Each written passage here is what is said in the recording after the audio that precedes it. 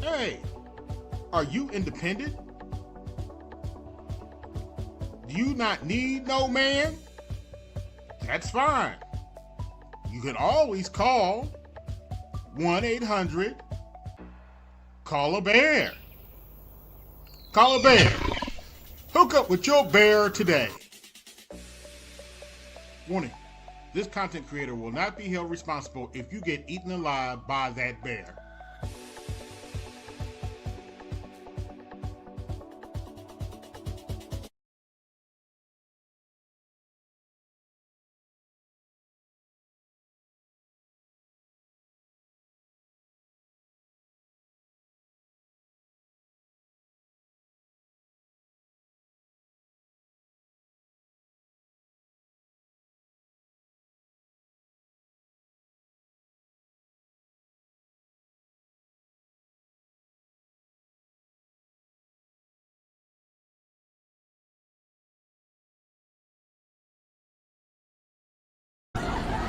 What's happening? What's going on? Kevin was right! Winter is coming and we don't have a man! Oh my god.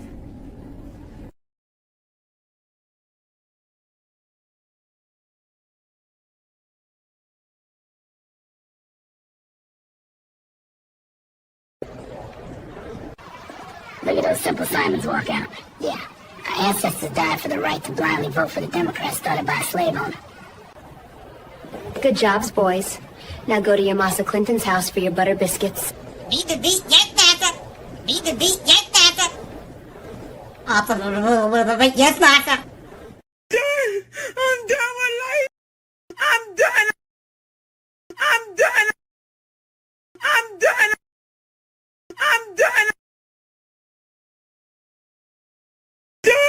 I'm done with life, and it's all Jermaine's fault. It's always Jermaine's fault. I'm done.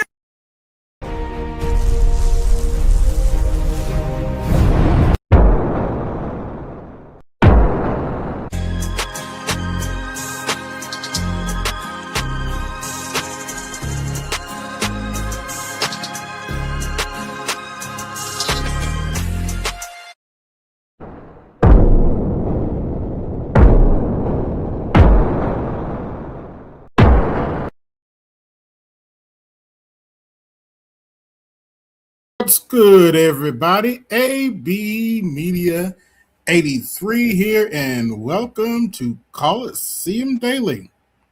Today, we're going to be talking about why people are leaving vote blue no matter who. Well, why are people leaving vote blue no matter who? Well, let's start with the fact they're full of shit. Let's also start with the fact they never do what they say they're going to do. Shout out to Horowitz and Snowman in the building. And let's also start out with the fact the party clearly hates men. Particularly in the last election, they focused way, I do mean way too much on abortion. And former President Barack Obama came out and tried to shame black men into voting for him. So, yeah. The Democrat, there are a multitude of reasons why people are walking away from the Democrat Party. There is a multitude of reasons why people are walking away from it's the butt hurt blues. No matter who, it's the butt hurt blues. No matter who, it's the butt hurt blues. There's a reason people are walking away from them. And that's not going to change anytime soon. Now, sure, they might win the House in November if the Republicans don't get their shit together. if the Republicans don't address health care and rent prices in the next few months, strong possibility that the Democrats are going to take back the House and possibly the Senate. Now, the question is, are they going to do something for people? Or are they going to spend all their time trying to say Donald Trump bad, and impeach Trump? That is the question.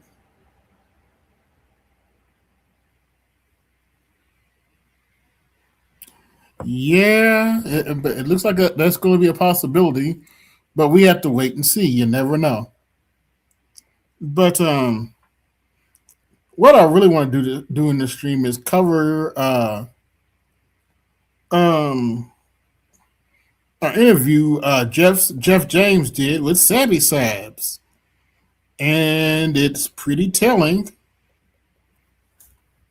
about the state of the Democrat Party and where they're at and why people are walking away. So let's take a look.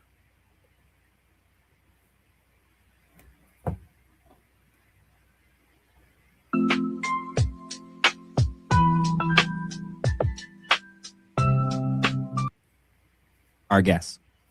She is one of the leading leftist political commentators who is a voice of the working class.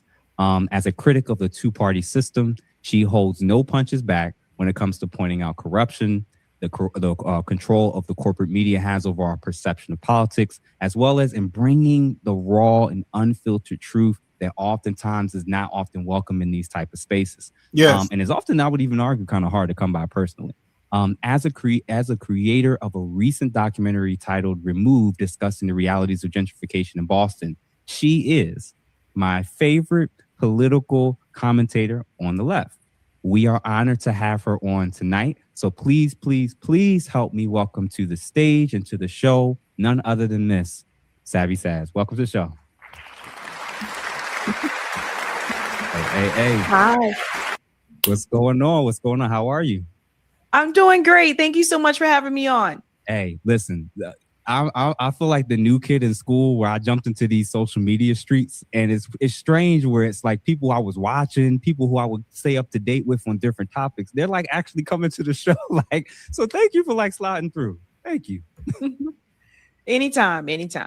All right, so real quick, y'all, before I even start asking Miss Sabby some particular questions, yeah, indeed, listen, it was a big guess. You had to point out the fact that I got a haircut, brother. But thank you for the $10, man. I greatly appreciate it. Yeah, you see I did get the fade, so appreciate you for that. And listen, y'all, don't feel afraid to hit that super chat button if you love the content or love the conversation as it starts to flow. And again, if you want me to notice, because I'm already starting to see the chat starting to move kind of quick, if you want me to see your comment or question specifically, hit that $, and then I will absolutely make sure that I do not miss it for sure. So thank you, Malcolm Next 9297 for the $5. Yeah, man, I'm trying to hit the ground running in 2026. I wasn't planning on stopping. And thank you, Red Talk Anna, for the $199. I'm working here. I'm trying. Speaking of which, like, share, subscribe, hit the Cash App, support the show, hit the Super Chat, support the show. And I'm super, super excited about what tonight's episode is going to be. So, Sabby, for starters, why don't you start with just telling people a little bit about how you even got into politics and then doing political commentary on social media? Well, I was first introduced into politics in high school. I remember in my civics class, which interestingly enough, I don't even know if a lot of schools teach civics anymore, but in my civics class, it was my teacher, Mr. Horowitz is so bad, even Joy Reid asked, what do the Democrats stand for? Yes, that Joy Reid. The Democrat Party is so full of shit that, hold on, wait a minute. Okay, come on, mouse. Let's try this again. Oh, come on. Hold on, wait a minute, folks. We have a little technical error here.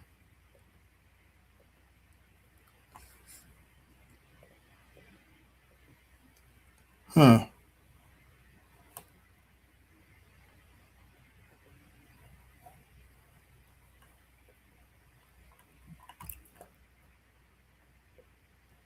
Democrat Party is so full. Okay, we're just gonna go ahead. The Democrat Party is so full of crap that Joy Reid asked, "What does the Democrat Party stand for?" Let that sink in. Autry, he said, "Oh, you're really into this stuff. You should join the debate team." So I did. I joined the debate team in high school, and that whole experience, it taught me a lot. It taught me how to read and write bills, which I try to teach people today. It taught me a lot about how the legislative process works. Taught me how to try to win an argument as well. But that's how I got into politics. And then, later on, when Barack Obama ran for president, I was really excited because of the message that he was running on, right? He was talking about ending the wars in the Middle East. I think sometimes Yep, I voted for him too for that purpose. people forget that, but he was talking about that. He was talking about change, and he said, yes, we can. And he was talking about a healthcare system for everybody. Yes, he was. And I think that he really motivated a lot of young people. I know he motivated me. Yes, he motivated me too. And then when I saw the way that he performed when he was president, it was a big, big letdown. And during that time, I kind of just checked out because I was just so disappointed that he did not deliver on those promises. Fast forward a couple years later, Bernie Sanders is running for president in the Democratic primary. And this was someone. Yeah, Bernie Sanders ran the Democrat primary, and they screwed him twice. One who took it a step further than Barack Obama. And he started to talk about how we have all this money in this country, but a lot of the money is at the very top for the 0.01%. Yes. What about the rest of us? And it piqued my interest, and it made me start to ask questions. Yeah. Like, what about the rest of us? Like, why is it this way? And so I got really excited about Bernie Sanders. And then I saw what the Democratic Party did to him during the DNC, the national convention, how they cheated him. And that said something to me. It told me that I don't think these parties can be reformed. No, they can't. Especially when the Clintons run the Democrat Party. Oops, I said that out loud. But this is why people are walking away from the Democrat Party. I think that something else is going to happen. I think it has to come from the outside, whether that's direct action, organizing, or just a whole separate party or independent candidate altogether. And it just really woke me up to just how corrupt the political system can be. So I think that for many of us that came from like that movement, there's been a lot of disappointment. Just because these things have not, like, now on the local level, I will say there have been some of these policies have passed on the local level. I'm in Massachusetts. We have passed that tax the rich policy here a couple of years ago, about 2 years ago. We passed that to provide free breakfast and lunch to kids at public school. We were the first ones on the East Coast to legalize cannabis. So we've passed some of those things. And then I started looking at other avenues, like what can we do on the local level to make some of these things happen? Wow. Like, I appreciate it. And it's weird that you're describing my same journey where I graduated 2007, Barack Obama 2008. My friends were crying, like finally the change. We're not going to get the same status quo, politician. And it was that dive where you start to realize, like, oh, it's the same no matter what. It just looks a little different from either angle, but by the time they get in there, it seems like the combo of the corruption and maybe some threats or blackmail, and it seems like the higher they go up politically, the less power that they're able to do certain things, which is shocking because I think we would think like when they're on a local level, they can't do too much. But it turns out it's like the further up they go, the more special interests like are aware of them. And now they're beholden to them, it seems. That's right. 100%. And I always tell people there's a pyramid I show sometimes in my show. If you look at who's actually at the top of that pyramid, it's the billionaires, it's the central bankers. They're at the top, right? And the president is somewhere in the middle of that pyramid. Now with Donald Trump, it's a little bit of a different situation because he's the president, but he's also a billionaire. So he can tap into both of those circles, right? I think that once more people start to realize who's really driving the bus, then I think that'll wake more people up. I hope so, because I've been doing this for a year. You've been doing this for several years. And it seems like whoa, the amount of energy that I get every time I try to point out something on somebody's team or side, it's like people become very territorial. They become protective. And I think what's happened, and tell me what your thoughts is about this. I think what's happened to our political system, combo of the media, the indoctrination, the framework of how we're told how we should vote, I think that a lot of people are attaching their political view and perspective to their identity, personal identity. So then when you critique a politician or you critique a particular party, they take it as a personal attack. Do you feel like that's kind of when you interact with people that, like, do you notice that sometimes?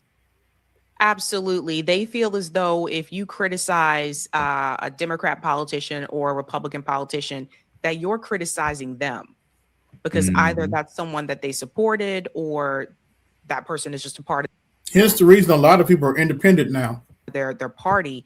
And you mentioned teams. So what I've tried to get my audience to do is to get out of teams and to, I put it this way. When we talk about teams, the only teams I want to see are sports teams. That's it. I just want to see sports teams. That's it. But when it comes to politics, I think people need to get out of these teams. And I'm starting to see a little bit of shift, even on the conservative level. I'm noticing more people speaking out against like Trump and the Republican Party that never spoke out against him before. I really do feel like the anti-war movement is gaining some ground also on the conservative side. Not just, for those that are progressives in the Democratic Party. So we are seeing some type of change happen there. I think what keeps people in those camps is the identity that you just mentioned, that people feel as though I have to support this party because this is the party that looks out for my interests when it comes to my identity. And I think that's what keeps a lot of people locked in. Facts. And you being a self-identified lefty, and it sounds like at one point you had an initial perspective of the Democrat party that was a little bit more positive, and that obviously that's evolved over time. What's the key thing? Same here. Thing that you think caused you to evolve from the more optimistic and hopeful view of the use of the Democrat Party and its ability to bring the changes we're looking for? Like what? Well, let's see. They screwed Bernie twice. They shoved they shoved Hillary Clinton down our throats. Then they shoved Joe Biden down our throats, even though even back then he showed signs that he had dementia and didn't need to be running for office. They shoved Biden down our throats. They tried to shove Biden down our throats again without having a primary. Then when they figured out that wouldn't work, they shoved Kamala Harris down our throats, who was neither qualified nor fit to be president. What actually caused that? The economy. The reality is, I always tell people follow. Say what you want about James Carville. He was absolutely right when he says it's the economy, stupid. The money. I don't feel as though the economy ever got back to the place that it was before the 2008 housing crisis. Just from my experience. Nope. I looked at someone like myself and my friends. We did everything we were told to do. More than half of my generation nowadays can't even afford to buy a damn house. We studied hard in high school. We got into college. We went to college and then we graduated. And all of a sudden, all these jobs are no longer there. Right. So going through that experience and getting the jobs that we could get just to pay the bills, which meant that I know I, for one, had a much, much lower salary than I should have had as someone with a bachelor's degree. So then you look at people like me, and I'm a millennial. So a lot of us ended up going back to school. We went to grad school so that we can get a higher degree to get a higher paying job. Right. And a lot of those jobs did require a master's degree. So that's what I did. I went back to school. I got a master's degree in education and I used that for higher ed. So I went into higher ed administration.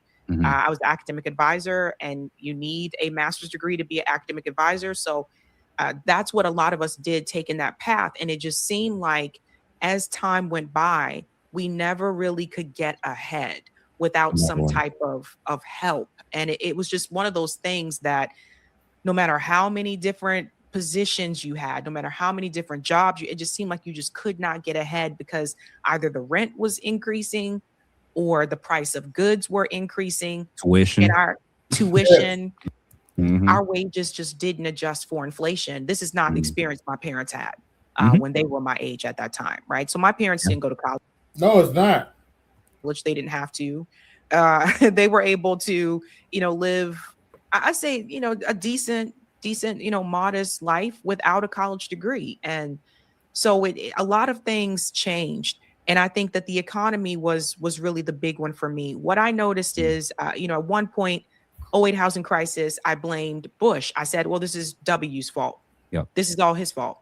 Then Obama came in. So I'm like, now we have the Democrats. They're going to fix all this. Nope. A little Yeah. bit, I mean, and they bailout tell went to Wall you, Street at least. right? And then the bailout of Wall Street, that was a big one. And I said, so you can bail out Wall Street, but all these people lost their homes because of predatory lenders, and all of a sudden there's no money. There's no money for nothing else when it comes to the people, but you can bail out Wall Street. So those were things I noticed. And then, of course, Trump got into office, and then I was blaming Trump, and then Biden came in, and I started blaming. And I just said, like, this doesn't seem to be changing.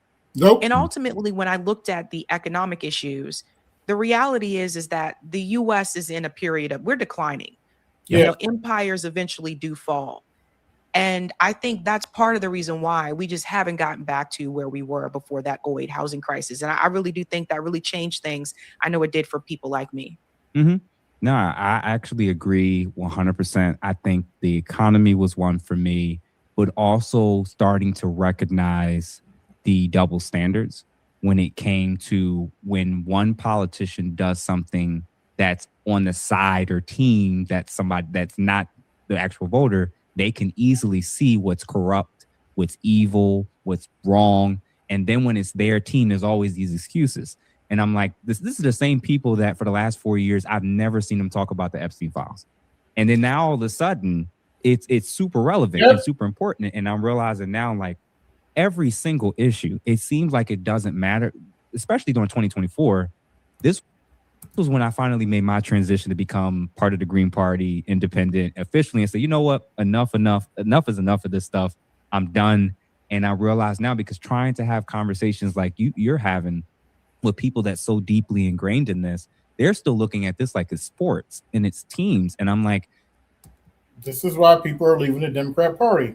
And they're probably never going to come back based on how the Democrat Party is operating right now. Okay, if you're telling me that white supremacy is so rampant, if you're telling me that the system is corrupt and broken, if you're telling me that the bankers and Wall Street and oligarchs are running everything, why is it that you think that they kind of take a break when the politician or team that wins is your team? Now all of a sudden, all that stuff we can put to the shadows. But then once the opposing team comes in, now all that stuff is relevant again. I'm like, either y'all have a standard, or your standard is based on whether or not the person in office is a Republican or Democrat. And Pretty much. It's like mine. First of all, how do you keep your sanity? Knowing this, like, how do you keep your sanity, honestly? I work out. And I it's true. I work out, I lift weights. I try to meditate here and there, have a little bit of peace of mind. There's a number of meditation videos that I would recommend on YouTube for people to listen to. The Tibetan bowls, I think they're really good to listen to those. It's really soothing and calming. But no, I think it's important for people to take breaks. And like, for me, that's like going to the gym, that's working out, that's like having that type of meditation, that type of calmness, to keep your sanity. And you're right about the partisan politics, the team mentality. I just had a back and forth with someone about this yesterday. It's really interesting, the people to me who said absolutely nothing about the diet in Gaza or defended Biden and Kamala when they were in office, now all of a sudden care so much about those Palestinians in Gaza because their party is not in power. So yeah. And they got really upset because I asked the question, did you say anything when this was happening under Biden and Kamala? And they got really angry and just went off and just zipped out of there. So you must be a Republican. I forget. I lost count every time I heard that shit. I was just like, okay, so you just proved my point. Either you care or you don't care. And it really shouldn't matter. And most people don't care, unfortunately. Which party is doing it. Right is right, is wrong is wrong. Facts. And listen, this is why you got the platform you do and people have been gravitating to you, because it's just refreshing to have somebody who just calls a spade a spade. I'm like, even the people who champion themselves as that. Yep, the Young Turks ones had this problem, but they went wet. But they started kissing the Democrat Party. They kissed the Democrat Party's ass too much. You, depending on the topic, depending on who's being talked about, there's certain topics they're going to completely avoid. There's just certain things that you're just going to stay away from. And in the end, it's like, I don't think I can name 10 people on the internet that has a decent sized following that's even like covering and doing things in the way that you are. So kudos to you, because I know that I'm sure it ain't been easy, and I'm sure it's probably put some strain on some of your relationships or people that you were cool with. But I think what you've decided is the truth matters more than all of that. Yeah, absolutely. And hopefully, you know, my goal with this was to educate people, to wake people up, to get people to organize, to get people to see what they can do locally. And I think that's the big part, is building dual power. When it comes to electoral politics on the federal level, there's only so much that we can do, because like we're not in Congress, we're not in DC. We have limitations there, but there are things that we can do on the local level, whether that's mutual aid. And that's something that those of us at RBN are very much involved with. We have mutual aid chapters in our respective areas. So mutual aid is a big one. We learned a lot just from looking at what the Black Panthers did, because they too apparently realized that they just could not put their faith in the federal government when it came to their community. So they decided to take action on their own. And I mentioned it, I want to say sometime in December, when a caller called in to tell me about not liking my critiques of Jasmine Crockett and Kamala, and how hard I am on them. And I explained that I am probably what would be identified as a Black deconstructionist at this point, because I've kind of concluded that at this point, I genuinely believe that the community, especially our community, I can see how if we focus for the next 4 to 5 years just on group economics, working amongst ourselves, we're in a capitalistic environment that involves pay for play and lobbying. We keep coming to the arena empty hands with just our votes, and other groups who don't have to do half the work we're doing are just writing paychecks. There's a country on the other side of the world, they just give paychecks and they get their task done. And I'm like, we keep coming in with our vote. Other groups, from those that's representative of Chinatown and different groups, they're coming in lobbying and we're coming in begging. And I'm like, I think that if we approach group economics first, got our stuff in order, we'd actually have more leverage in the system. That apparently that's the rules of the game. So, you know, I think I agree with a lot of what you said so far. So I had a question. The growing concerns relating to like heavy censorship with like via algorithms, different social media platforms, deplatforming, debanking people, especially like the famous cases like Kanye and Nick Fuentes, for example. How can independent creators ensure that radical truths reach a broader audience, and including your own? Because I'm like, Brianna Greyjoy just got suspended off of Twitter, and you two have looked like you've worked together for quite a while, know of each other. What's been your view about censorship currently with trying to be an independent commentator, and then also like seeing what's happening to Brianna at this point? I think first and foremost, when these things everybody get treated by like a Negro nowadays. Happen to people, you can't cheer it on whether you like that person or not, right? So regardless if I like what they say, if I agree with what they say, I'm not going to cheer it on that a person was deplatformed.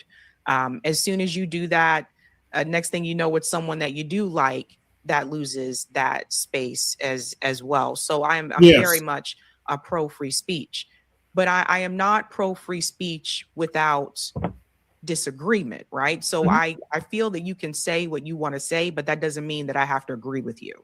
Facts. Right? So I worry about that. So Bree, for those who don't know, she was just suspended on Instagram. I'm not as active on Instagram as others, but she does have she had a good following on Instagram and posts there quite often from what I saw. Was it Instagram or Twitter that she got suspended from? Instagram. Okay. Yeah. So some people do really well on Instagram and have a great following. The fact that they would suspend someone who was presidential candidate, press secretary, who was graduated from Harvard Law School, who was a corporate lawyer, who was a journalist, that just goes to show you they can do that to anyone. And her post was very mild. And that's the other thing. Like, she basically posted a clip of one of the Freedom Flotilla activists that was detained by Israel. And that woman was given a speech letting people know, that she was assaulted.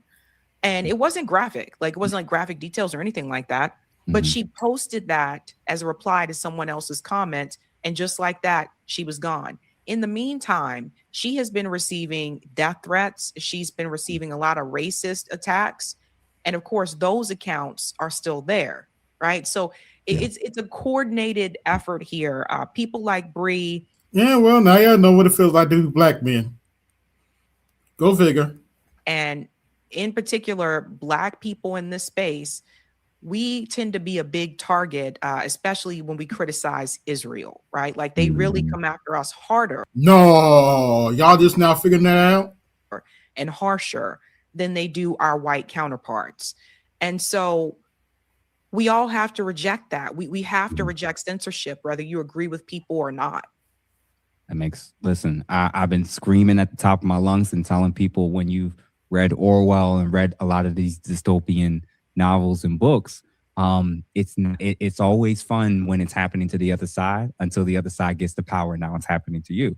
And I keep trying to explain to people, outside of somebody literally threatening you, you don't believe in free speech if you're against hate speech. I know that this is a hard concept for people, and I'm trying to explain. People can redefine what hate means. Right now, like, literally, I'm thinking about 2020. 2020 was the first time I really noticed, because we had the Milo and other different people prior to 2020, but 2020 was when I saw everyday common people getting censored, getting their licenses revoked, their practices having to close down because they were questioning COVID. They were questioning some of the protocol and some of the approaches of what the FDA was doing. And I'm like, if they can do this to tenured professors and highly credentialed people, and they're saying, we'll trust the experts, but only the experts that we agree with or that agree with us. I'm like, we're trying to warn people that if y'all keep voting in people that's pushing these policies, don't be shocked when you were at school for 3 years and something on social media gets you kicked out of your program from school. I'm like, this is literally what's happening. And it's like, it's shocking to see the amount of people that's for censorship because it's not affecting them directly. Right. It's all fun and games until it happens to you. Yep. To see people lose their jobs, to lose their accounts, to be deplatformed. It's unacceptable. And that's one thing I will not back down on. Is the free speech issue. And we look at what happened to people like Julian Assange, for example. Like, nobody should be in prison for telling the truth. Like, that's not a crime. And we've seen it on both sides, as you said, under the Biden administration with COVID, under the Trump administration now with some of the Israel stuff on TikTok is heavily censored now compared to how it used to be before. It'll just flip back and forth regardless of the administration. So Trump will implement the policies that he's implementing right now. And then if the Democrats win in 2028, they'll come in and they'll have censorship towards a different issue. So it really doesn't matter what the party is. Both of them are against free speech. The oligarchs keep winning. The big banks keep winning. Censorship keeps increasing, and we keep losing more rights. And we're arguing about our flavor of fascism. Listen, y'all. If you're currently in the chat, please make sure that y'all like this video. Please. I've already posted a couple times. We've been sharing it in the link. If you have, yeah, we're gonna take a little intermission here because there's a video I would like to show y'all that I made today. Probably should have showed it at the beginning, but I'm gonna show it now. And it's simply called "Rise, Black Man." Man, don't you wait for them to choose. Neither blue suit nor the red tie is a friend you need to use. They both need your vote and voice, but they never show respect. Time you make them see the king that they trying to keep in check. Playtime is over, no more being a slave. Honor the ancestors resting in the grave. So keep your head up and keep it moving, black men. We have no friends. So keep your head up and keep it moving, black men. We have no friends. False prophets on the pulpit with a poison tongue. Word up, selling out the legacy that all our fathers won. They twist the sacred text for personal success. Leave the whole congregation drowning in the mess. Talking politics, but hide the real design. Erasing all the history, yeah, that's the bottom line. They devalue every sacrifice our people made. Another generation tragically misled and played. So wake up, it's a new day. See the lies they're feeding you. Stay woke to the truth, it's the only way to break through. Stay woke to the truth, it's the only way to break through.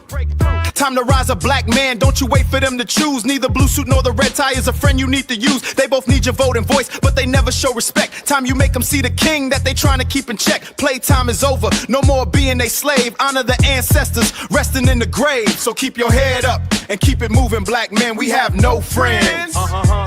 So keep your head up and keep it moving, black men, we have no friends. Blue suits claim they for the brothers, but we know the deal. Smile up in your face and stomp you under heel.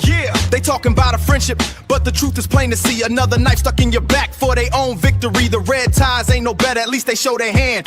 Open with the malice, that's the only plan. Word. They dishonor all the ancestors who paid the highest price, selling out the future for a comfortable life. So keep your head up, black man, the path is yours to make. In this crooked game of power, we ain't got no friends, for goodness sake. So keep your head up, black man, the path is yours to make. Time to rise a black man, don't you wait for them to choose. Neither blue suit nor the red tie is a friend you need to use. They both need your vote and voice, but they never show respect. Time you make them see the king that they trying to keep in check. Playtime is over, no more being a slave. Honor the ancestors resting in the grave. So keep your head up and keep it moving, black men, we have no friends. So keep your head up and keep it moving, black men, we have no friends. Nah, we ain't waiting on the blue suits, that's a fool's errand. All they ever offer you is empty words, the truth is barren.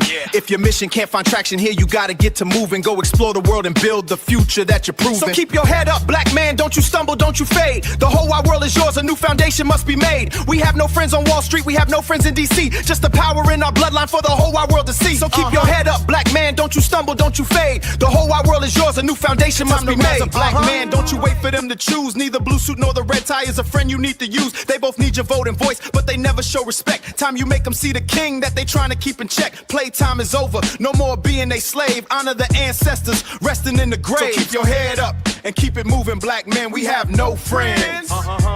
So keep your head up and keep it moving, black men, we have no friends. So keep your head up and keep it moving, black men, we have no friends.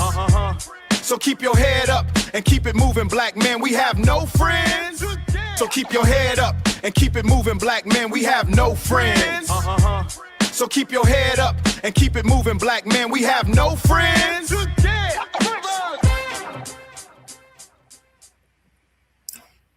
Keep your head up, keep it moving, black man, because you know damn well we ain't got no friends. Let's get back to the video.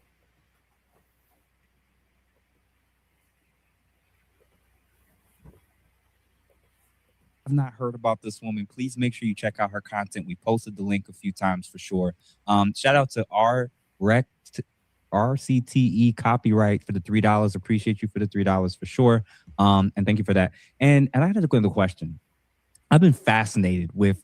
By the way, I got 9 watching. Like, share, subscribe. Hit the Cash App, support the show. Hit the Super Chat, support the show. I keep studying and being fascinated with just what happened during the 2024 election cycle. Like there was just so many different things happening, from the split between men and women, between different groups that were kind of splintering off in terms of a lot of people stayed home.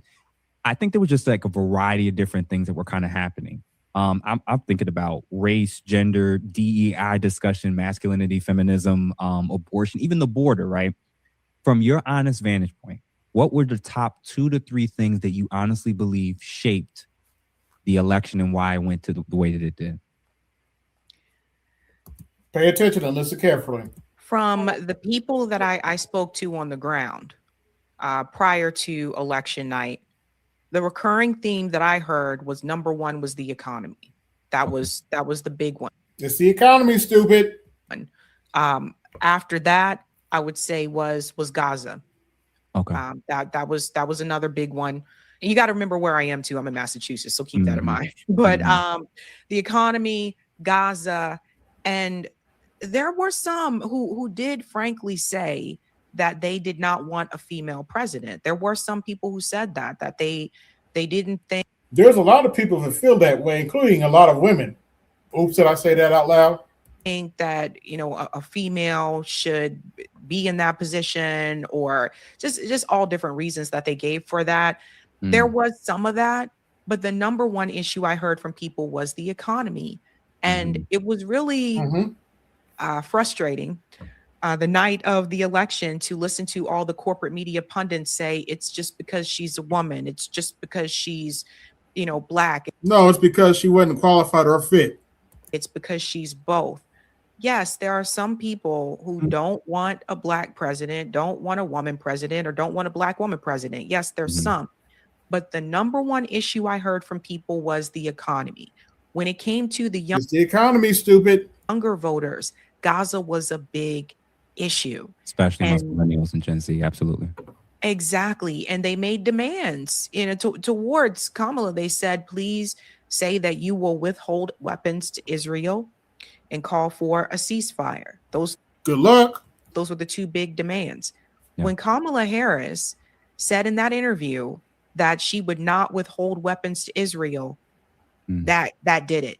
When Kamala Harris said to the protester, I'm speaking, when they were talking about the Gaza, that I'm speaking was a no. Like, people were very furious and frustrated by her response, because the reality is we all know how Trump felt about that situation. Even though he said, well, I'm going to end it, he had the Muslim ban, so we knew how he felt. A lot of younger people expected Kamala to be better, to be way better than that, to deliver a way better response. They expected her to be on the side of humanity, but unfortunately at that point in time, and things have changed since then, a lot of people weren't following the money. A lot of people didn't know that Kamala Harris sold out to the donors, that she also take money from APAC, and not just Donald Trump.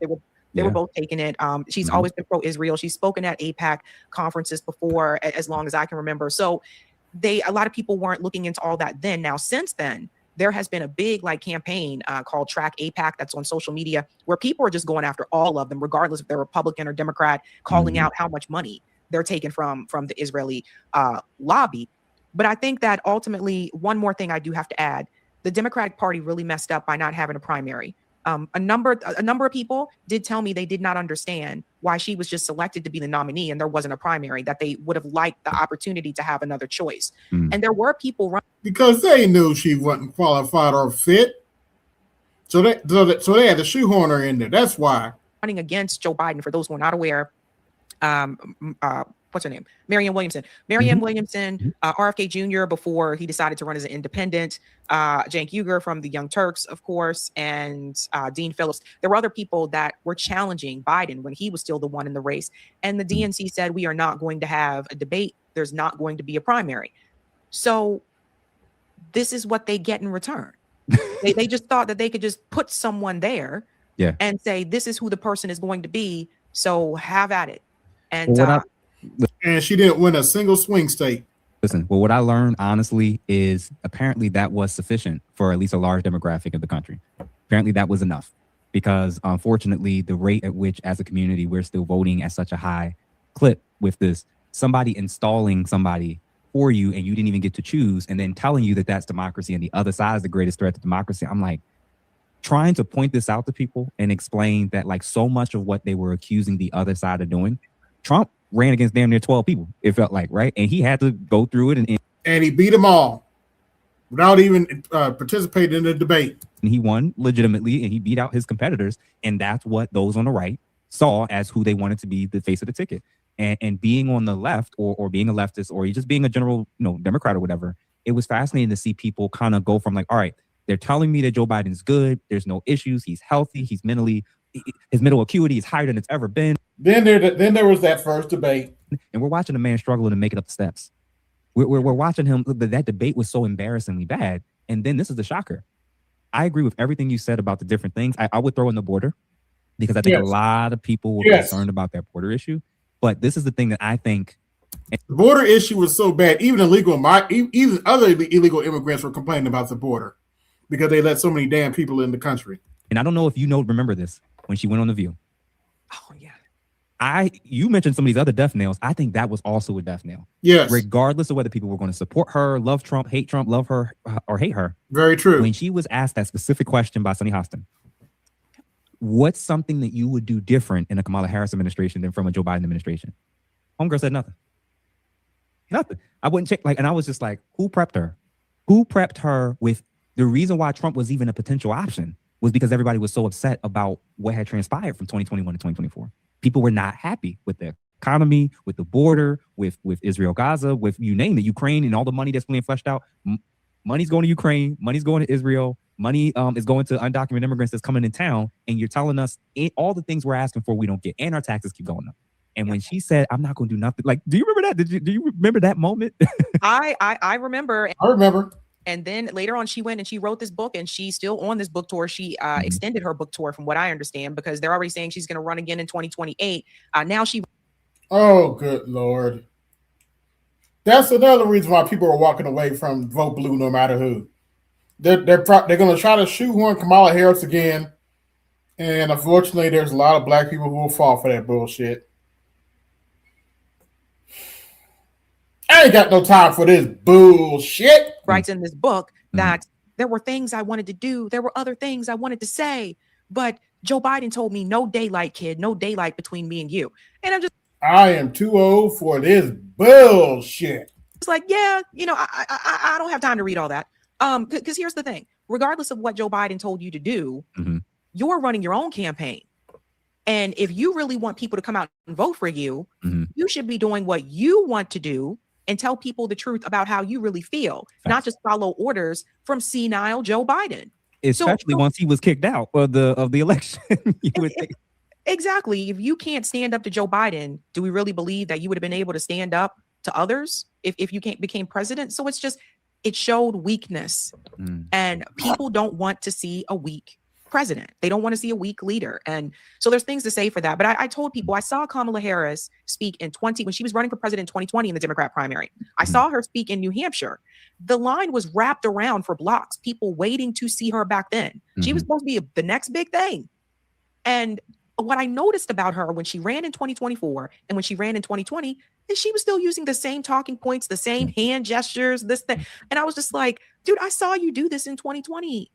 And when she got destroyed in the primary back then, when she ran for president the first time, I honestly know why they didn't put her in the primary, because they knew she wasn't going to win. That's the quiet point that nobody wants to say out loud. All of the DNC bigwigs knew if you make this free, fair, and legitimately democratic, there was no way Joe Biden or Kamala Harris was going to pretty much win the ticket. I do not believe it. She didn't win a swing state. She didn't win a swing state, which lets me know the amount of people who didn't vote for her and the amount of people who sat down and didn't vote at all and just voted third party. Her and Joe Biden was never going to win if they actually did an actual primary. That's what it told me. A lot of people stayed home. There were some of us that voted third party. I voted for Dr. Jill Stein. But ultimately, some of those people that came out and voted for Joe Biden in 2020 ultimately decided to stay home because they didn't want her or Donald Trump. And so some of them didn't want to vote third party because they didn't want to be called a spoiler and that type of thing, which I think that's just ridiculous.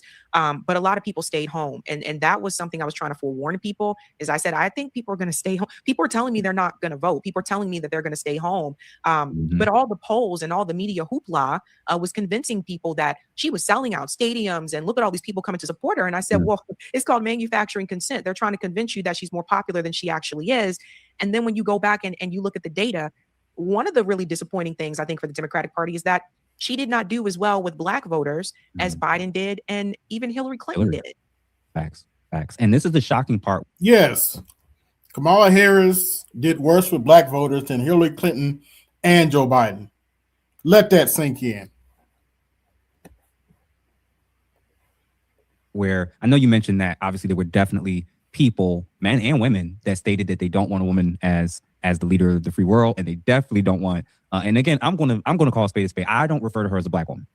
Personally, I don't think she's a foundational black American. Her background doesn't say that. I know that people kind of count it when you went to a HBCU apparently, and now you blackity black. But in my worldview, there's foundational black Americans, and we use that as a reference point because we can't point to another country as our like our immediate place of origin. So that's why if we're going to distinguish ourselves, that doesn't apply to her.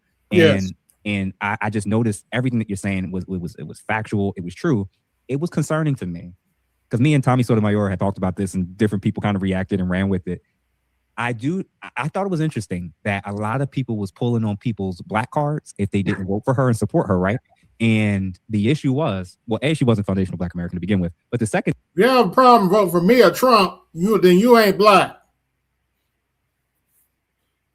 Y'all let a Dixiecrat define your blackness, but you have the nerve to call somebody a sellout. secondary piece was, this was a so-called black woman that was married to a white man with 2 white older stepchildren. And I'm like, do y'all realize that if Barack Obama had a white woman in his arms and ran back in 2008, do y'all think he would have got as big of a support as he did from the black community, especially? How about no?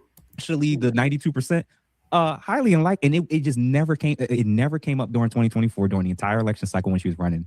And I'm seeing like, okay, so she's in an interracial relationship, and y'all are calling out and demonizing and targeting black people that don't want to vote for her and saying they ain't black. I'm like, what are we in like a South Park episode? Like, did you? Well, they did the same thing with Joe Biden. He was actually a Dixiecrat trained by Strom Thurmond, a well-known devout Klansman. Oops, did I say that out loud? Did you catch that was like that dynamic was going on like in the men versus women political space, especially amongst the black community?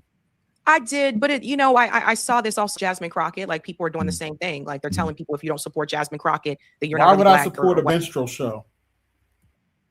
Whatever. And so for me, I don't vote for someone because of the color of their skin. I vote for someone because of the policies that they have laid out. And I think this whole idea that you have to support someone as a candidate because they're black, if you're black, I think that's ridiculous. Right. So it's very disturbing to me. Right. So for me, I'm looking at policy. But they did try to shame people. People tried to shame me because I wouldn't support Kamala Harris. Roland Martin came after me multiple times, attacked me on social media. I told him he's welcome to come onto the show and we can hash this out. He wasn't willing to do that. He just wanted to smear. And then the moment the election was over, all of a sudden, all those people who were attacking me on social media just stopped. Yep. Right. And my channel was smaller then than it is now. So it was really weird. I just... They got their talking points. They got the marching orders from the DNC, from the Democratic Party. And I would... Unfortunately, a lot of black folk let the Democrat Party lead them around by the nose, and it's sad. It's really sad. Also not be surprised if there weren't some promises that were made to some of those people as well. If there weren't some promises, like Roland Martin sat down and he interviewed Kamala Harris. I didn't really see her go onto any other independent podcasts. And I know many who had reached out. So my whole thing to me is I wonder if something was offered, like if she were to yes, master, win, I would make you this position or I would offer you this, so sometimes you got to ask these questions too. What's in it for them? Listen, Sabby, she overspent $1 billion after running for 3 months. We ain't got nope. Let's correct the record. She overspent $2.6 billion. Got to worry about what was given, what was traded.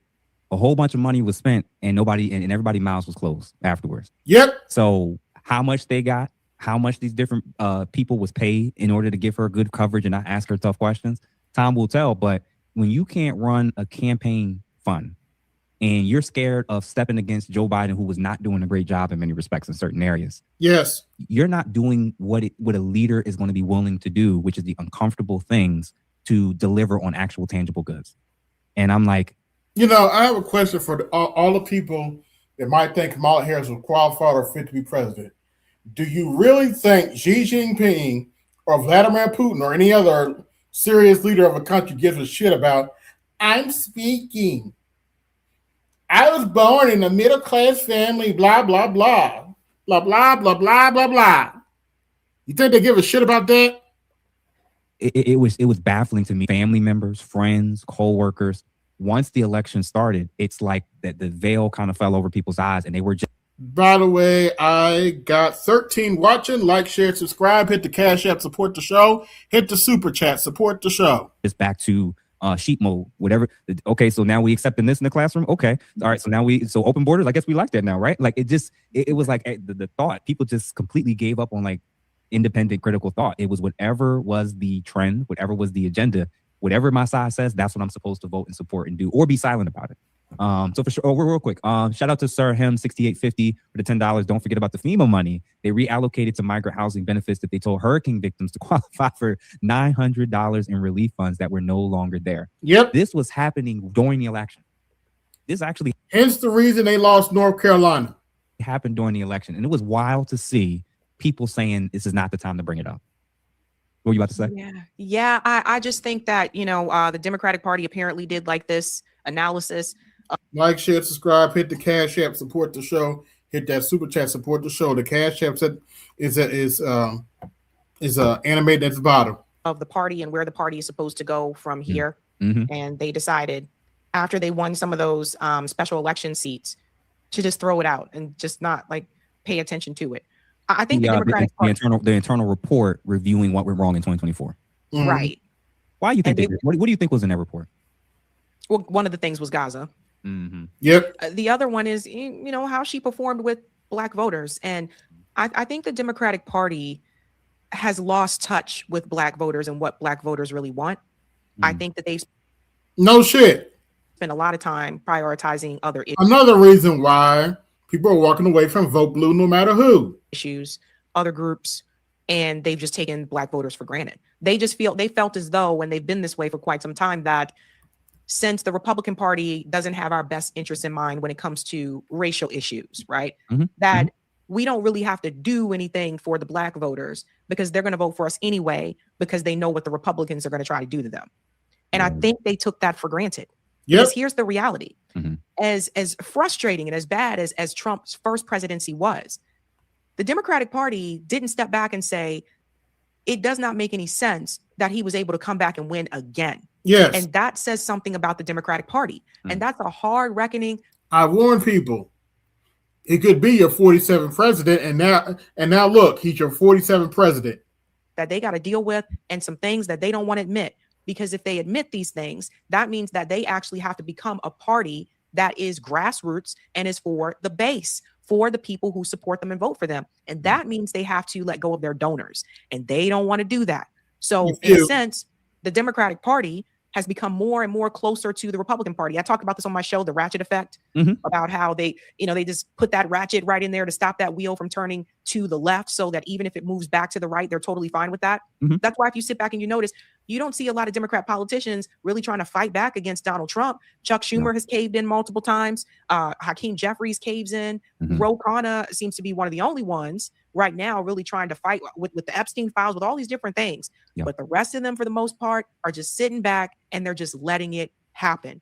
And because on certain issues, they are still aligned with the Republican Party. When it comes to war, they're aligned with the Republican Party. When it comes to being pro-Israel, they're aligned with the Republican Party. When it comes to big money interests and corporate America, Wall Street, they are aligned with the Republican Party. So they are starting to realize that other people are noticing this now as well. And the reality is, it's like you guys not fighting back against what's happening because you're just as corporate and corrupt too. Yeah. You just do it with sprinkles on top. And rainbows. Specifically, and I wanted to ask you two-part to this. I myself, obviously, I'm married now, but in my previous relationship, I was in an interracial relationship. She was Belarusian, so for those that didn't know, she was white. And I'm fascinated by that discussion we had about seeing. One of the things that I think was in that report was the attitude of not just Black men, but men in general, with their view of how they think the Democratic Party values or doesn't value men and men's issues. I think they don't run on it's not on the platform. They don't talk about it. It seemed like their agenda and their focus was so much about abortion rights and avoiding hot topics that just the idea that men was asking, what are we going to get? What's the point of us voting for her just because she's on the Democrat side or she's supposedly Black? Like, okay, we got some men's issues that we're concerned about the family court system, about false allegations, about a whole host of things. It's never on the agenda on either side. But the Republicans at least pandered to it by going to all the male content creators and hopping, doing all of that. That's what Trump did. Not that they were tangibly going to do anything, but they were just acknowledging that there's an issue here. On the other side, if it wasn't about abortion, LGBTQ stuff, and like some niche things, there's a whole half of the gender that's like, hey, you keep saying you want equality. We got some concerns here. Maybe it's time for us to do it. And the attitude and the Obama specifically, and this is where I was so disappointed with him. He chose that he waited till after the election like they always do. They waited till the election was over to say, well, maybe we have kind of lost sight of men's issues and boys, and maybe we need to, take a look at, bro, that was a huge thing. The perspective is of those of us who have left the party, those of us who have been loyal to the party for years, is that they don't give a damn about men, let alone black men. They've actually, your boy Roland Martin, who wore the t-shirt vote like a black woman, they've effectively decided that there's a whole side. Hold on, wait a minute. You mean, give me 1 second here.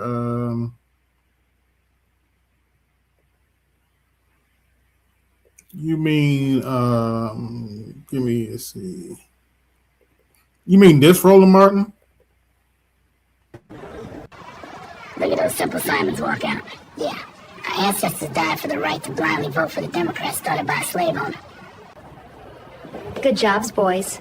Now go to your Massa Clinton's house for your butter biscuits. Be the beat, get master. Be the beat, get master. Yes, master.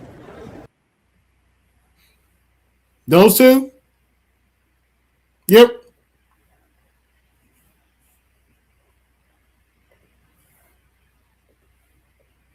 That they don't have to pander to or market to at all.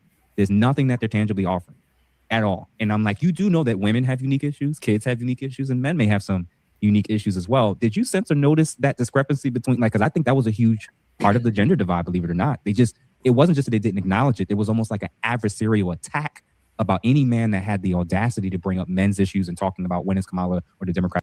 Yeah, pretty much. That's going to bring it up or acknowledge this. Because the candidate was female. Yeah. So they decided to zero in on female issues. I tried to warn people about this, that one of her rallies, it would seem like it was just focused on abortion, right? So the problem that you run into is that it almost came across to me as though she had this assumption that if you're female, you better vote for her because of abortion rights, right? Mm-hmm. Yeah, I came with that assumption too, actually. The problem is, like, even some women. I have never seen a political candidate push abortion the way Kamala Harris did back in 2024. And even some who are Democrat have told me to my face that they feel like it should be in the states. It belongs to the states. So it's this assumption that if you're a woman, which is what the Supreme Court actually did, you automatically are going to vote for Kamala Harris because you agree with her on the abortion issue. Not all women agree with the abortion issue. Yeah. So I think that was a mistake. Now, do I think her bringing up that, like, look at what happened, the overturn of Roe v. Wade? Yeah, I think that's important for her to bring up. But it was kind of weird to me that at that one rally, that was the only thing that she talked about. The economy, like I said, was the number one issue. And so just not focusing on that, I felt like was a really big mistake. Now, you talked about the men. Yeah. I feel like, I had like a whole panel of men that came onto the show to talk about the Democratic Party and how they felt and all this types of stuff. Mm-hmm. And similar things to what you just said, that they felt like nobody came to them and asked them what they want. They didn't mention the court system. They didn't tell you better fall in line and vote for Kamala. Which I didn't, of course. Kamala can't really talk about that too much because of her past. I mean, that's the other thing. You got someone who was a prosecutor who does not have a good record in the state of California, who targeted Black people, who targeted Black parents for truancy, taking them out of their homes, away from their kids, putting those kids in group homes, the school to prison pipeline. She aided that. And laughed when people brought it up to her. Right. So when it came to, which I think is a big one, criminal justice and the criminal justice system, she can't really talk about that. That was the problem with them just saying we select Kamala Harris and this is who people should vote for. That's a big problem in the Black community and in particular for Black men. So that's a big one. Mm-hmm. They were not caring about or looking for like what men wanted, like what their dreams were. I showed a number of segments on my show before the election where people were interviewing men on the street and they said, this is what I care about. This is what I'm interested in. But nobody came to talk to them. Like Kamala and her team didn't go talk to them. They just didn't care. It was just a lot of the focus was because she's a woman, we're going to focus on the women and we're going to help Kamala win because of the overturn of Roe v. Wade. So it's the women who are going to come out and support her. But if you look at the exit polls, it's really interesting that some people don't want to bring this up. Black women came out to support Kamala Harris. But when you look at the other racial groups of women, they did not come out for her like that. Yep. So what does that tell you?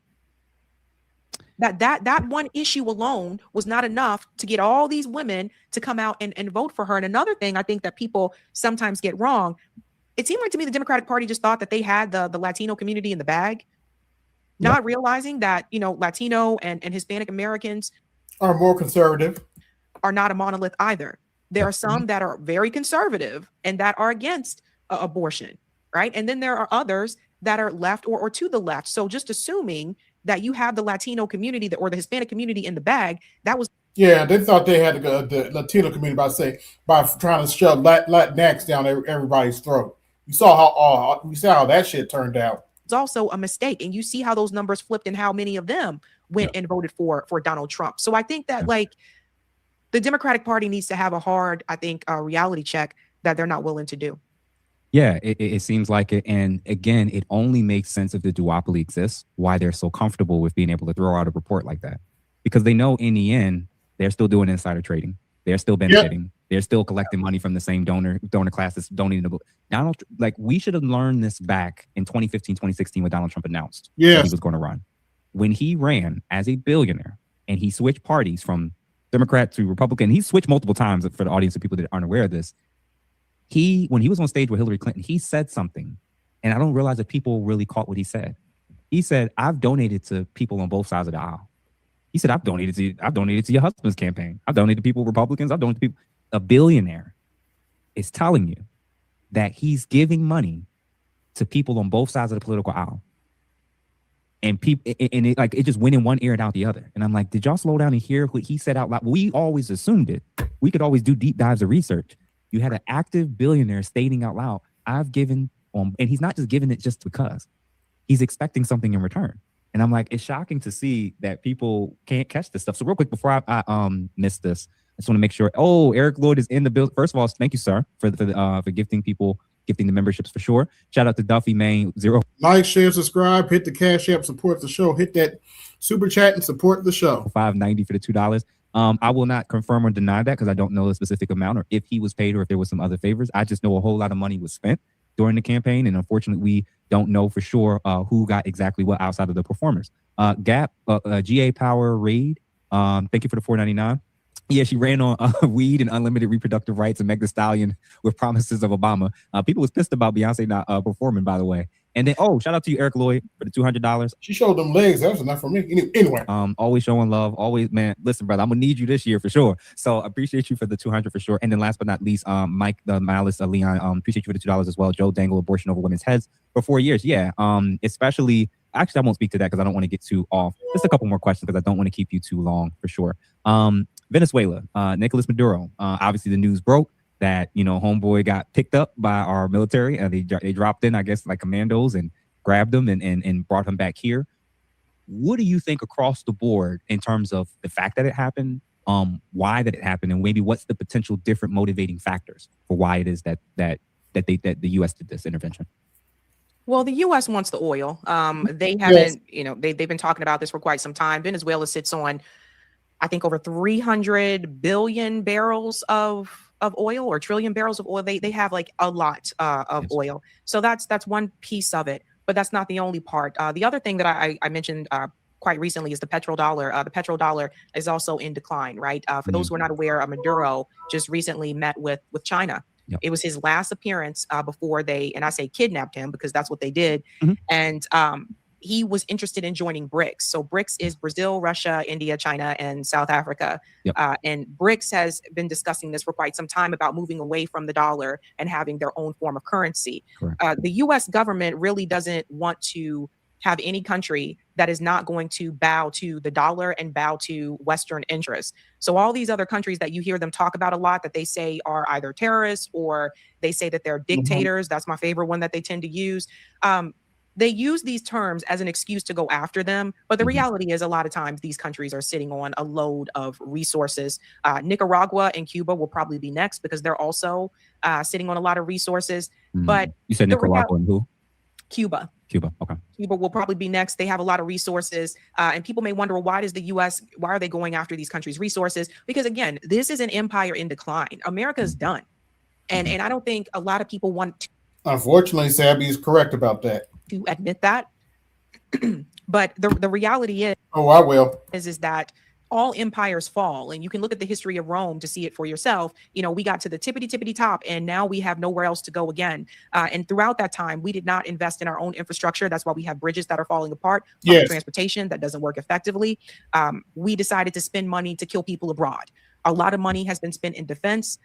If you look at the budget, we have over $800 billion in the defense budget. Meanwhile, people here are continuing to go hungry. The homelessness rate continues to increase. So these other countries that they're going after decided to invest in their people first. China invested in their people. That's why they have like their housing rate. Over 90% of people in China own housing. They own their home. So they invested in their people. That's why they have infrastructure that is like amazing. It's next to none. Same thing with Russia. Russia decided to invest in their people. That's why they have clean food that doesn't have GMOs. And we have a lot of food here that is loaded with chemicals. But the U.S. decided, water, food. Yeah, the U.S. decided they wanted to police the world. So they spent money killing and slaughtering, starting all these wars and stealing resources. And then there's the Israel piece to this component as well. The reality is Israel already has a hold on the entire coast of South America. What is left is Brazil, Venezuela, Guyana. There's a couple other countries up there right next to Venezuela that Israel has not put their foot in yet. But so the leaders that end up getting elected or selected are sympathetic or to the Zionist approach with everything. Bingo. They are leaders that they want in place that are going to bend the knee to Israel and allow Zionism to spread, allow Israel to even do more trade there, etc. And Maduro wasn't having all that. So when I look at Venezuela, I see similarities to the war in Iraq. When we went after Saddam Hussein, we were all told that Saddam Hussein had weapons of mass destruction, but that was a lie. So it was a war that was based on a lie, and a lot of people were killed. A lot of lives were lost because of that. After they overthrew Saddam Hussein, that actually opened the door for ISIS to rise. Now, you don't have to like Saddam Hussein. It is what it is, but it's none of our business. Saddam Hussein, when he was in power, he was able to keep those factions in check. The moment they overthrew Saddam Hussein, it was just like a gate opened. So that's how ISIS came into power. Similar thing will happen in Venezuela. As you'll see, a lot of people think Venezuelans have been liberated. That's another term that the U.S. government uses. These people aren't liberated. 5-10 years from now, take a look at Venezuela. The people will be worse off than they are now. That's what happens when there's U.S. intervention and when there's regime change. So we have seen this happen over and over again. Same with you guys can join the panel now if you want to. Afghanistan, similar thing to what's happening right now in Syria with the regime change. They're killing Christian people there. So as much as Donald Trump and Netanyahu say we want to protect these Christians in Somaliland, they are killing Christians in Venezuela. When they came to kidnap Maduro, over right now, the death toll is over 100 people, Christian. The Christians in the West Bank, the Christians in Gaza. We cannot forget that Israel also bombed Christian churches. So it was never about the Christians. They just come up with a different excuse every time. So I think Maduro might actually beat this. I just saw today that he hired Julian Assange's lawyer. I didn't hear about that. They're all in on it. They're all in on it. It's wild to see. Time will tell. So, and it's funny because when I share stuff about it, especially if I didn't do like a long form explanation of what I think about it, I'll just share an initial thing. I was sharing, we had people that were protesting 3 months ago about No Kings protests who are now upset about a dictator getting deposed or kidnapped rather. And I'm like, hold on, y'all gotta be a little bit more consistent with what it is that your stances are. And again, I always assumed it was partially because of oil. And then I, like you, pick a damn struggle.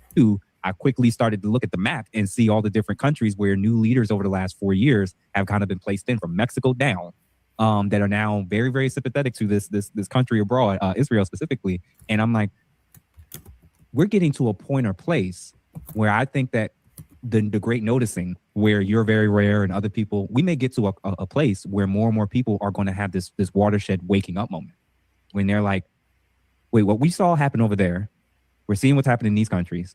We're seeing whose bidding they're doing, and we're seeing that everything we're voting for and asking for we don't get, but they get billions of dollars every year. I think the great noticing is going to happen sooner than we think, and I think we're going to go from people can't talk about certain things to potentially, I think it's going to go to either one or two extremes. Either everybody's going to start to see what you're talking about, or the crackdown of censorship is going to be massive and severe. I don't think that we can stay in this weird space where it's kind of, some people can talk about it, some people can't. I think a decision is going to be made one way or the other pretty soon. And if you had to guess, in terms of censorship, especially in terms of talking about Israel and the Zionist projects and all this intervention that they're using our military to intervene on, do you think we're going to lean more towards censorship, or eventually more and more people waking up and being like, wow, a lot of our politicians and politicians around the world are compromised? I think it'll be a bit of both. I think there'll still be some more elements of censorship, but I think that more people are waking up. I also saw that MAGA apparently is split on this issue, this Venezuela issue. Marjorie Taylor Greene, Tucker Carlson, Candace, like they're all like, no, this is regime change and we should not support it and not take part in it, especially those that wanted to support America first. This is not about America interest. This essentially is colonialism. You're just going to another country and you're stealing something that doesn't belong to you. That's essentially what it is. When you look at the drug charges as well, it's interesting. First, they said it was fentanyl, and then I guess they caught on that people realized fentanyl is not even produced in Venezuela. And so now in the indictment, it says cocaine. So now it's cocaine. But if you look at the travel history, it shows that the majority of the cocaine that has been produced in Venezuela actually gets trafficked to Europe, not to America. Then there's the fact that Donald Trump just pardoned Juan Hernandez, who was a known narco terrorist. So everybody knows. Honduras, right? Yes. This is really about the oil, the resources, et cetera. But what I think made me hopeful was seeing some people on the right who are prominent voices on the right, them speaking out against it. And I think that's really what's going to make the change, because for people, those of us like that are on the left, you know, we're kind of known for saying no wars, we're against the wars, that type of thing. So they kind of expect it from us. They do not expect it or didn't expect it from the conservatives for the most part. And you got people who have platforms like, you know, lover or hater. Candace Owens has a massive platform. And you have people like her saying, no regime change wars, stop stealing people's resources. So that's what I think it's going to really make the change. It's going to have to come from some people on the conservative side. I agree. And I appreciate the fact that somebody like you is willing to just call a spade down the middle. Like, he's obviously going in there for oil. They're using some of maybe legitimate things that he was doing that was hurting and harming his population as justification to go in there. And like you said, the Honduras official, he's able to just forgive and act like that wasn't a big issue. And I'm like, now we're on the other end. Now we're on the other end where it's like, we're now watching. I think what's happening is slowly but surely the curtain is being pulled back more and more. And what's shocking is to see, you said it yourself, it seems like leftists and people that's a part of the conservative crowd seem to be finally waking up in unison. We still got a liberal group right now that's just so, you know, black and white, red versus blue, where it's like, hold on, conservatives and leftists are starting to align a little bit, where they're starting to recognize corruption and how bad and how messed up certain things are that's happening in our government for sure. You had a documentary. I want you to talk about this documentary, Removed. I just saw it. I did not stop. I watched it all the way through. Can you tell our audience about the documentary you recently released in terms of with Boston and gentrification? Yes, it's called Removed: Black Erasure in Boston. And the reason how this project even started is because a group of activists reached out to me called the Franklin Park Defenders. And they told me about a new stadium project that was in the works, of course, against their will and many others in the community that would cause a displacement. And that is White Stadium inside of Franklin Park. Franklin Park is a public park, and White Stadium was a public stadium that was also utilized by Boston Public Schools for football games, for track meets, concerts, many, many things.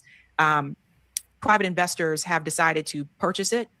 And I don't want to get too much into it, but they decided to purchase it with the approval of the mayor. And it's gone from, this was only going to cost about 70 million to now it's going to cost taxpayers over 100 million. Insane. The price continues to increase. And the investors have already started buying up property around Franklin Park. So this is how gentrification works. And when they reached out to me, I felt like it needed to be a bigger project instead of just an interview, because I thought it was important for people to understand how we got here. How is it that these four women could just show up and say, we're going to purchase the stadium and take it away from the public? So we go through the history of the change that happened in Roxbury, redlining, urban renewal. Remember, she lives in a blue state. Hence the reason why people are leaving, vote blue no matter who. We talk about, of course, gentrification, and last but not least is mass incarceration. Those are the four harms that during the research I realized I think was the biggest impact that led to the displacement of Black Boston. And then I think what people will find watching that documentary, then I think they'll understand why that report from Dr. Sandy Darity pointed out that Black families only have a net worth of $8 compared to white families who have a net worth of over $250,000. I think they'll understand why you don't see as many Black people here as you do in other major cities on the East Coast. There's been a lot of displacement. Well, and a lot of it has been done by eminent domain, unfortunately. So, you know, we're doing multiple public screenings of it as well, but you can find it on my YouTube channel. And there's been a lot of reception, like from people in the community that are glad that this is out there. And they said, thank you for making this. People need to know the truth, because Notice the butthurt blue from that state ain't gonna tell you about this. I'll be honest with you.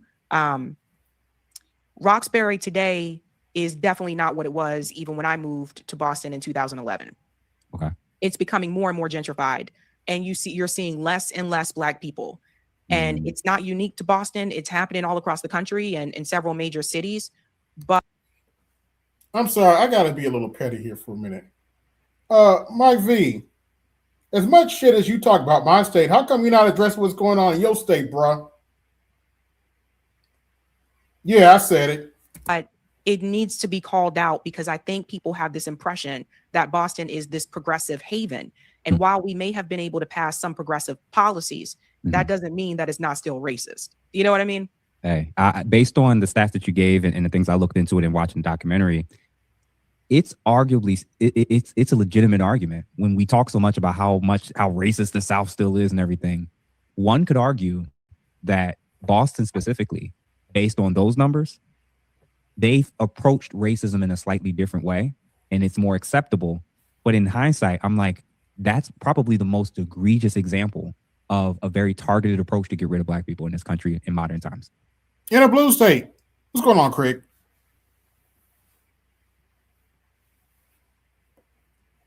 Hey, what's happening?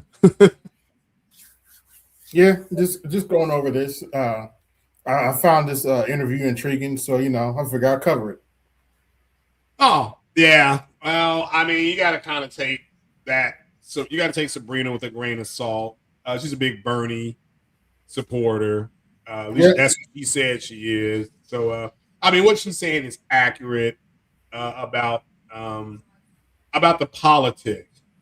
But yeah, just kind of take it with a grain of salt from her. But she's not wrong about what.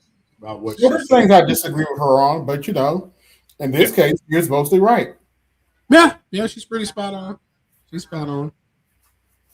I used to be a big Young Turks watcher, but they got bought out, and it showed.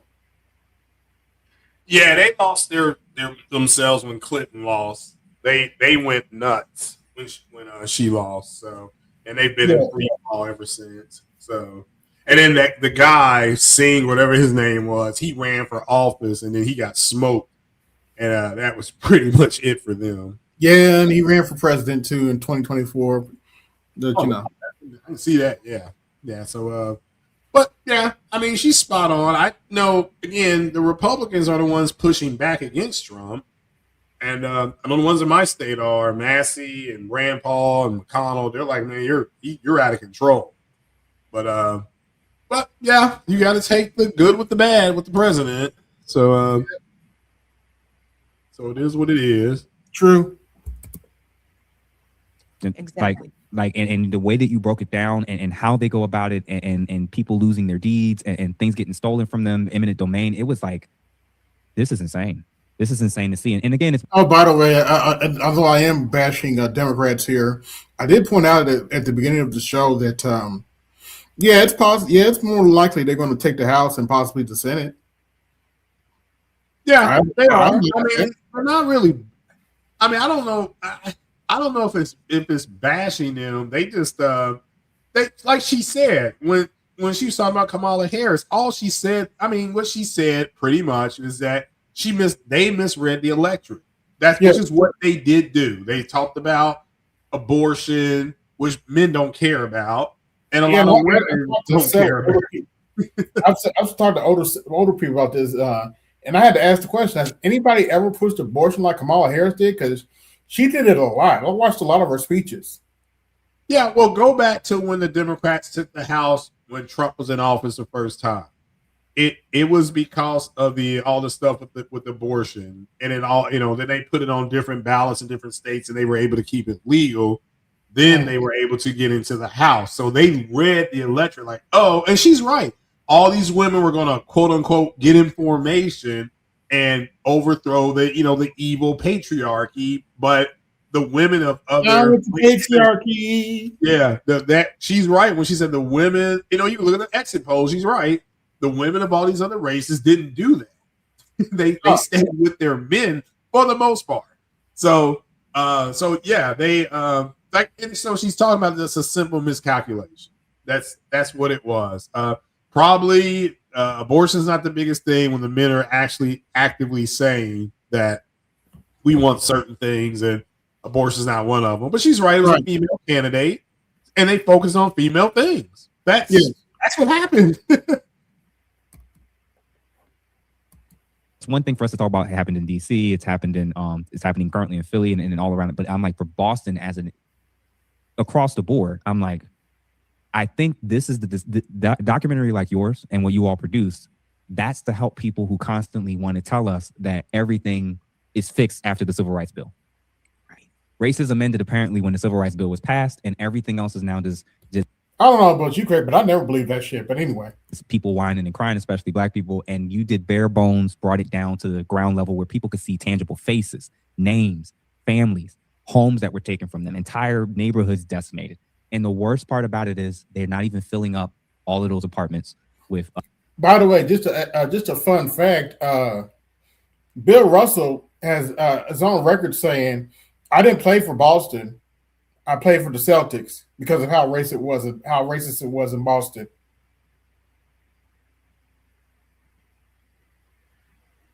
So it wasn't just in the North.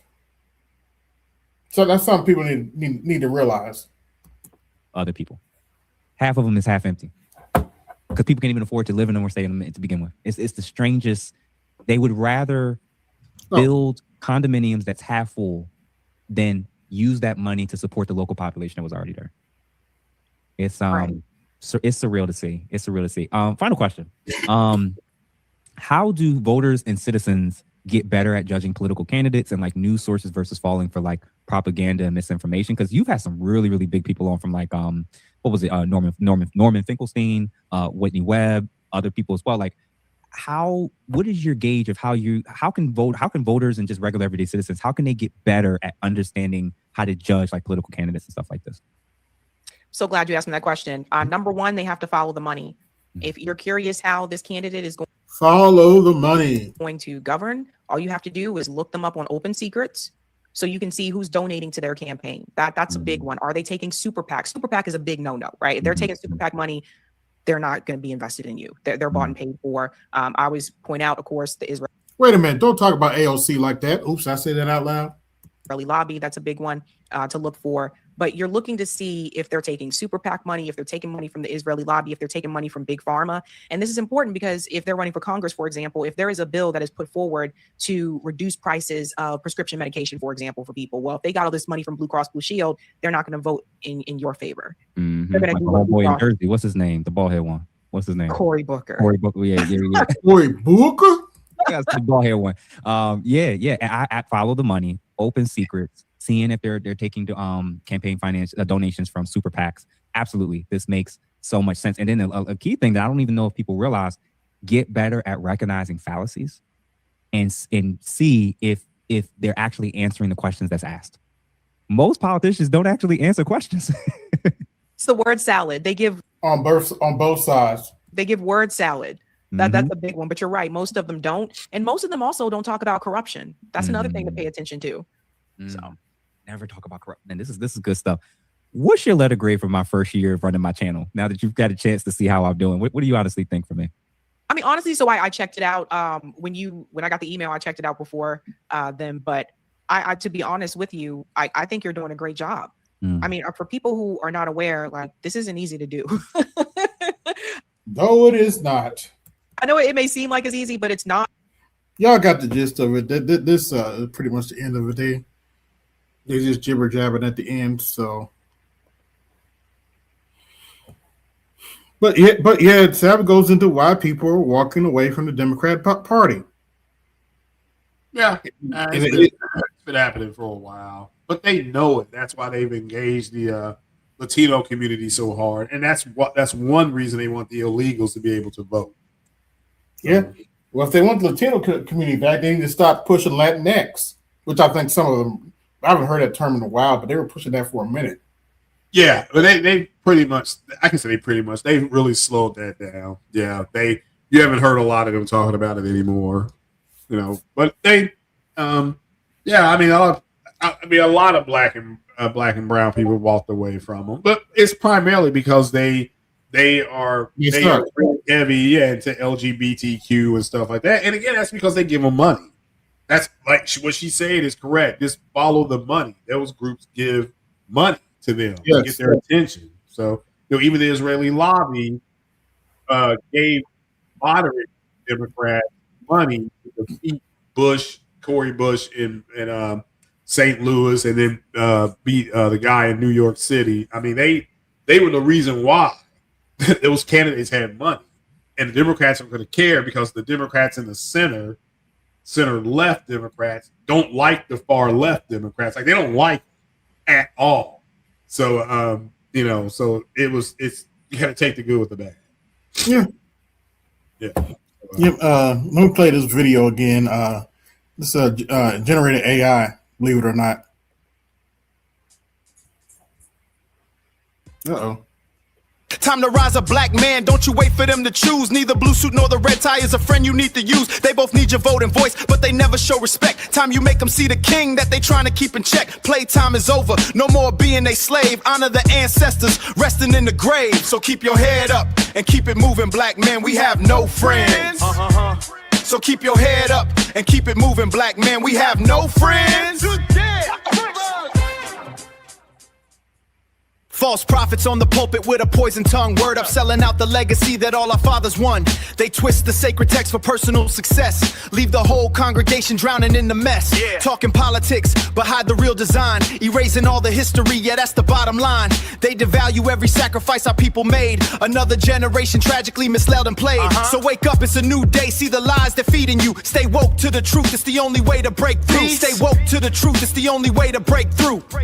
Time to rise a black man, don't you wait for them to choose. Neither blue suit nor the red tie is a friend you need to use. They both need your vote and voice, but they never show respect. Time you make them see the king that they trying to keep in check. Playtime is over, no more being a slave. Honor the ancestors resting in the grave. So keep your head up and keep it moving, black man, we have no friends. So keep your head up and keep it moving, black man, we have no friends. Blue suits claim they for the brothers, but we know the deal. Smile up in your face and stomp you under heel. They talking about a friendship, but the truth is plain to see. Another knife stuck in your back for their own victory. The red ties ain't no better, at least they show their hand. Open with the malice, that's the only plan. Word. They dishonor all the ancestors who paid the highest price, selling out the future for a comfortable life. So keep your head up, black man, the path is yours to make. In this crooked game of power, we ain't got no friends, for goodness sake. So keep your head up, black man, the path is yours to make. Time to rise a black man, don't you wait for them to choose. Neither blue suit nor the red tie is a friend you need to use. They both need your vote and voice, but they never show respect. Time you make them see the king that they trying to keep in check. Playtime is over, no more being a slave. Honor the ancestors resting in the grave. So keep your head up and keep it moving, black man, we have no friends. So keep your head up and keep it moving, black man, we have no friends. Nah, we ain't waiting on the blue suits, that's a fool's errand. All they ever offer you is empty words, the truth is barren. If your mission can't find traction here, you gotta get to moving. Go explore the world and build the future that you're proving. So keep your head up, black man, don't you stumble, don't you fade. The whole wide world is yours, a new foundation must be made. We have no friends on Wall Street, we have no friends in DC. Just the power in our bloodline for the whole wide world to see. So keep your head up, black man, don't you stumble, don't you fade. The whole wide world is yours, a new foundation must be made. Black man, don't you wait for them to choose. Neither blue suit nor the red tie is a friend you need to use. They both need your vote and voice, but they never show respect. Time you make them see the king that they trying to keep in check. Playtime is over, no more being a slave. Honor the ancestors resting in the grave. So keep your head up and keep it moving, black man, we have no friends. So keep your head up and keep it moving, black man, we have no friends. So keep your head up and keep it moving, black man, we have no friends. So keep your head up and keep it moving. You got the gist. Oh, yeah, pretty straightforward. Pretty nice. It's actually from multiple clips, multiple music clips, because I think they only give you like a minute. I just threw it together. Oh, okay. Yeah, pretty well done. And those actually weren't the graphics they gave me. I made those myself. Oh, okay. Yeah, I generated those myself. Yeah. No, those are cool. Yeah, nice job. Yeah, like I said, Gemini has his new create music feature. It's a little limited, but still. Oh, Gemini. So Google. Is that a Google thing? Gemini? Yeah. Okay, yeah, because it's up here on my thing. All right. Yeah, I also made this one too. Look at those Simple Simons walk out. Yeah, our ancestors died for the right to blindly vote for the Democrats started by a slave owner. Good jobs, boys. Now go to your Massa Clinton's house for your butter biscuits. Beat the beat, get better. Beat the beat, get better. Yes, master.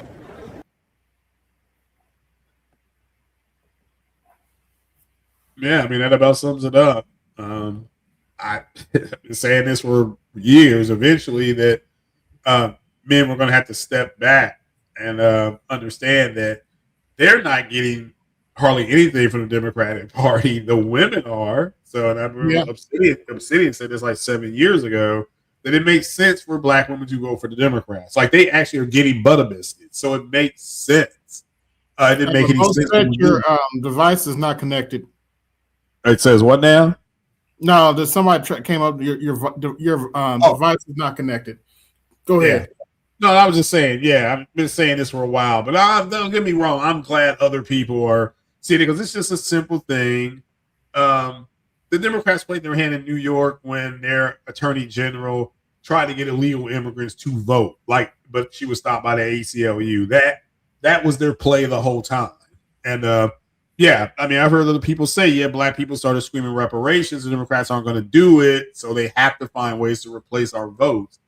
And they know well about what's going on between the black men and black women. They know that, and they know it's not working as well anymore. So yeah, I mean, if they don't, that's why I said to BGS last week, I said if you all are going to, and you were there too, AB. If you are going to stand by Dr. Tiasan Johnson's 19 point plan, that's fine. There's nothing wrong with that. But it does need to be canonized down to 10. And then whatever candidate comes around, that's what you drop in front of them. And you say, we want all 10. And if they say, well, we can't do all 10, we'll give us 9. What can you do? Yeah, you just keep going down that list. So it should go from 19 to 10, 10 to 5. And then 5 to 3, and then that's it. If the last stop is the 3. If you can't get 3, then you walk away. It's like, okay, look, they engaged us, we talked to them, didn't work out, it's cool, wish them nothing but the best of luck. And they know they're not gonna get your votes. So, but at least they know what you want. What you stand for, yes. Yeah. I mean, that's why I like what SYSBM did, because people were trying to label them X, Y, or Z. And then they put out their little bullet points, and people just backed away. They're like, "Well, yeah, you can go to the website and see what we're about." So, or you can believe the lies that you're telling. And so that's all the men have to do. And this, again, to me, they're running out of time. They have to the end of summer. I understand enjoying Trump winning and all that kind of stuff, and the women getting laid off, and that was all predicted. The evictions and how. The fastest growing channels on YouTube right now are the eviction shows. People, the sheriff showing up or whatever. Those channels are just millions. I mean, they get millions of views. But overall, it's you have to think for yourself, and whatever is the most important thing to you, you stay in that lane. You stay in that lane. We did it in Kentucky. We were like, wait a minute, we have these laws on the books, and you all aren't emphasizing them. We need to get you all to emphasize them. So we started writing letters, and then we got the meetings, and then they said, okay, we'll emphasize it because it was already a law. It's already law. So they just emphasized it. That's all. And then people were acting like it was brand new. Like, no, it's been around since like 2017. So that's why you have to keep your ear in the game. And when you look at Dr. T's plan, the majority of his bullet points that he wants are state issues. That's the majority. The majority of them are state issues. So you have to work within your state. So you have to organize within your state. But that is hard work. That is time consuming. You don't get results very fast, and it's easier to get on a website, Temu or Amazon, whatever, order a microphone, plug it in, and then just start bitching. Hold on, Craig. I'll be right back. I gotta do something. You good? Shout out to AB for hosting this. Make sure you subscribe to him, like and subscribe. Throw throw the man a dono. He's putting all this together for you. If you have any questions or anything, go ahead and ask him. I know my voice is getting raspy, so. Oh, wait a minute. Nah, I'm up here by myself. What the hell? I don't know if you all saw, but allegedly, unless it's AI, Trump has put out something about he is going to he's ordered the Secretary of War to start disclosing files on extraterrestrials. So we'll see if it's true. It could just be bullshit. So, but that'll be interesting to see. Yeah, it is on Truth Social. I think it'd be funny because when I was on with Art the other day, I said, "Well, Trump wants to win the Nobel Prize. He'll disclose this, and they'll name the Nobel after him. It won't be the Nobel anymore. It'll be the Trump Bell. That's what they'll call it. So guaranteed to win it if he discloses. So we'll see. We'll see. Yeah, but it'll definitely get all this Epstein stuff off the front because that's starting to break bad for the Republicans. So yeah, it is. Well, fellas, I'm about to shut down and get in my bed after I take a shower, of course. But I'd like to thank everybody that came through. This is ABMedia83, and I'm out. Peace. Yo, this is ABMedia83. To support the channel, hit the Cash App. Also, be sure to like, share, and subscribe to the video. Also, be sure to hit that bell notification so you can be notified the next time I upload a live stream, video, or short. And always remember, guard your image, guard your peace. Keep it moving. This is ABMedia83, and I'm out. Peace.